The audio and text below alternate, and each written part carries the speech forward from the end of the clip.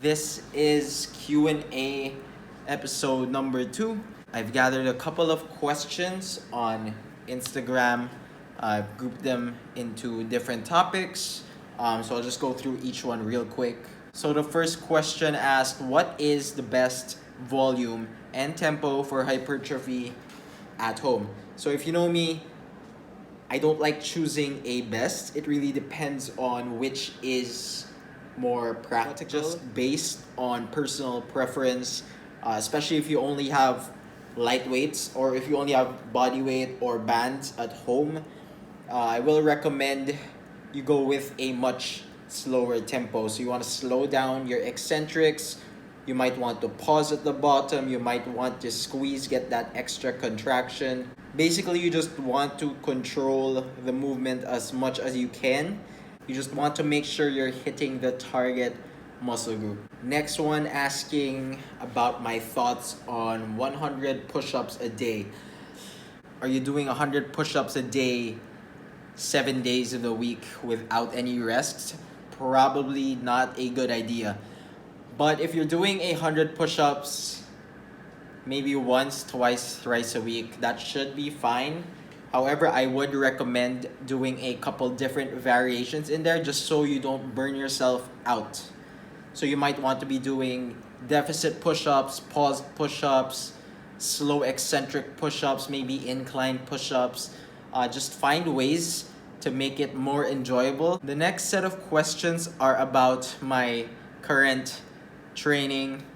So I've already talked about my current program and my home gym in the previous videos, but there's still a couple of unanswered questions, I guess, so let me just get through it real quick. Squats and sumo deadlifts on the same day.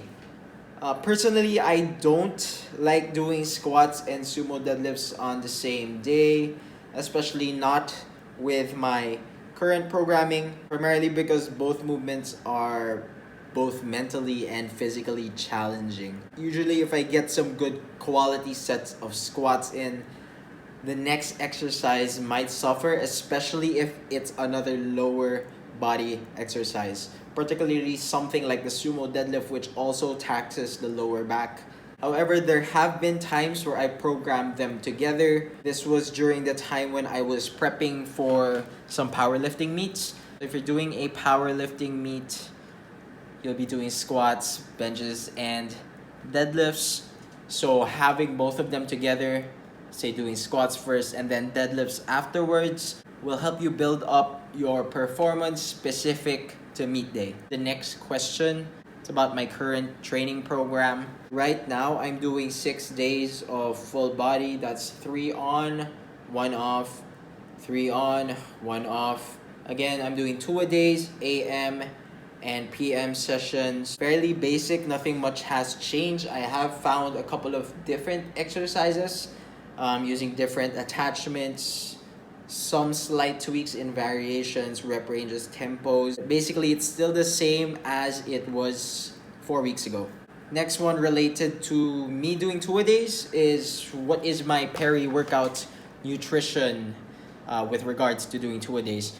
Peri-workout nutrition refers to your food intake around your workout, so that means before, during, and after. My first session in the morning, I do around 10 a.m. to 12 noon, and my second session will be around 4 p.m. to 6 p.m.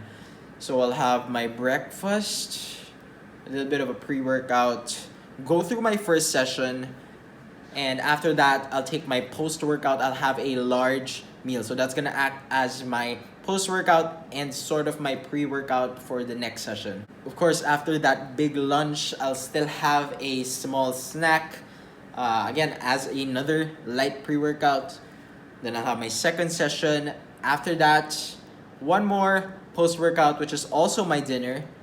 And then I'll have some pre-bed snacks. Basically, I'm just making sure I'm having enough food before, after, and in between both of the sessions. Next question is asking about my experience with lifting at home versus lifting at the gym. So honestly, not much has changed.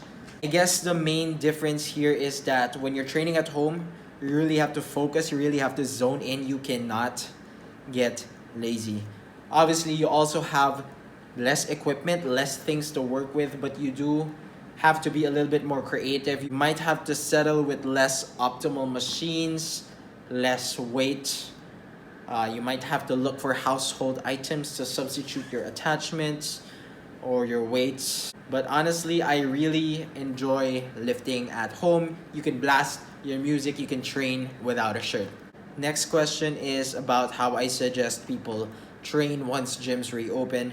So obviously, I don't know when exactly the gyms will reopen, but once they do, I recommend starting out light, starting out very conservative, especially with your intensity. Personally, the first thing I'm going to do once I get back into a gym, assuming the virus is no longer an issue, I'll be going through a full body circuit, playing around with all of the machines, some light weights, probably going higher rep ranges, just getting a pump with those machines.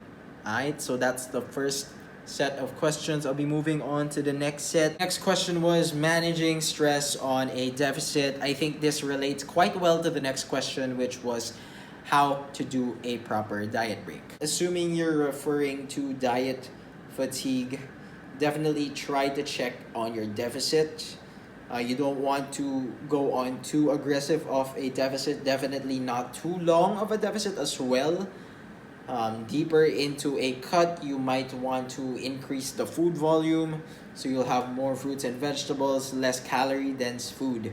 You also want to think about refeeds and diet breaks. So for refeeds, that will be around 1 to sometimes maybe even 3 days in a week where you're at maintenance or at a light surplus. For diet breaks, that could be anywhere between 4 to 10 days on maintenance or again on a light surplus. You can take those anywhere between every 4th to every 8th week, but of course that depends on your timeline. If you have a pretty strict deadline with your fat loss goals, you probably want to take your diet breaks less frequently or you want to do them for less days. Next question is about my thoughts on primer phases between bulking and cutting. So primer phases will refer to a period of maintenance for both your training and your nutrition. I use this a lot with myself and with my clients. I usually go with 4 to 8 weeks on maintenance volume and on just around maintenance calories, sometimes usually a little bit higher. I use this to drop fatigue, to reset, to resensitize, to set up a smoother transition towards the next phase. Next one is why deload when you can just rest for a week and do deload sessions induce hypertrophy. Honestly, that depends more on preference. Deloads are great for maintaining performance coming into the next phase. You get your recovery, and by the time you go to your next block or your next mesocycle, you're still familiar with the movements. So again, it's just an easier way to transition yourself between mesocycle to mesocycle while also dropping fatigue. The main issue with resting for the entire week for a lot of people, especially for my clients, they actually really love working out. They actually love training. So asking them to rest for the entire week is not exactly the first choice. Something else to consider if you will be resting for the entire week is that the transition between mesocycle to mesocycle will be a little bit more difficult. So you might not be used to the same exercises or at least the same loads that you were used to from the previous mesocycle. So that's just something to take into account. Just to answer the follow-up there, do deload sessions induce hypertrophy? Short answer, yes. And we're done with that set of questions. Now we just move on to the more random questions here. Do you practice your vacuum pose every morning? I've been wanting to perform it as well. Honestly, not so much. On prep, I might do it around 2 to 3 times a week when I'm fasted, when I'm hungry, when my stomach is empty. I'll do around 3 to 4 sets, trying to hold that vacuum in for as long as I can. That's usually around like 5 to 10 seconds. Rest for a couple of seconds, do another set. During the off season, probably once every 2 weeks. Not very important, and once you get used to it, it becomes a skill. Not something you forget that easily. The last question is asking about my protein ice cream recipe. That's around 40 to 50 grams of casein protein powder. I got mine from Supplement Hub. That's with 2 grams of salt, 1 pack or 1 gram of Splenda, around 200 grams of ice, and around 150 to 200 grams of water depending on how thick you want it to be. Then you just blend it for around a minute. Just make sure you get the consistency you want. Make sure all of that ice is crushed. I hope that answered your questions. Again, I am sorry for the delay. I'll be throwing in another question box on my Instagram, so you can just follow me at _Greg Lifts. Again, if you enjoy this type of content, I know it gets a little bit boring, but I try my best to be informative. So yeah, follow me on Instagram. If you like this, leave a thumbs up, subscribe, leave some comments.